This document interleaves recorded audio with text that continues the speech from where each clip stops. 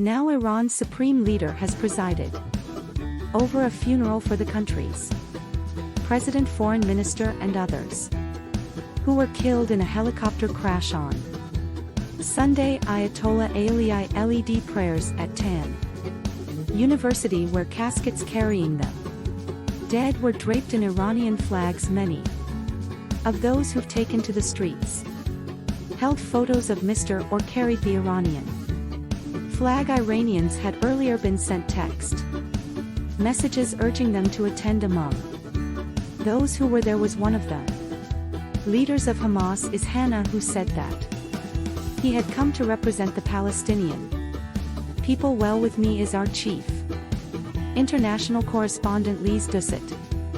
Lise, thank you for being here. I know you've been watching events unfolding in Iran for the last few days, and we were seeing some of the pictures there. This is very much the imagery that the Iranian state wants the world to see right now, isn't it? People turning out, people showing that solidity, really that continuity. This is almost a signature image of that has really been shown across the world ever since the Islamic Revolution of 1979, where there were millions of people onto the streets, and every time there is a major event including significant funerals, this is what they do. They call people onto the streets. There is some of that is genuine sorrow that people are coming to mourn, and we've seen people sobbing, pushing forward in that crush of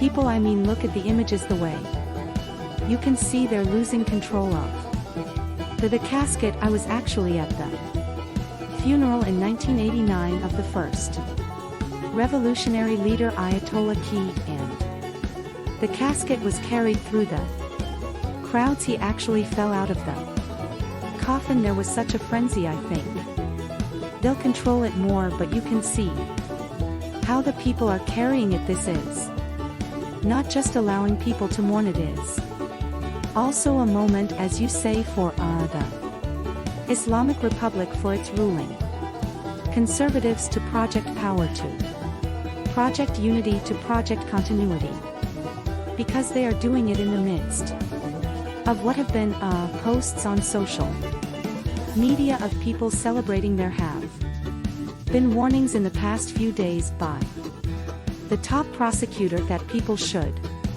not, in his words, spread lies and insult.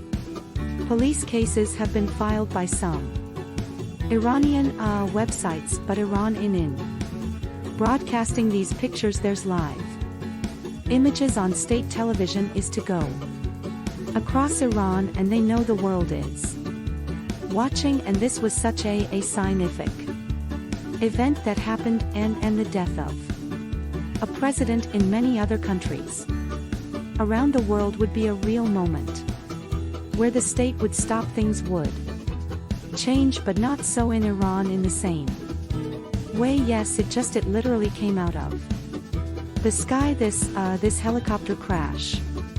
That 3 helicopters in a convoy going to Iran and across mountainous terrain in very bad weather, very heavy fog.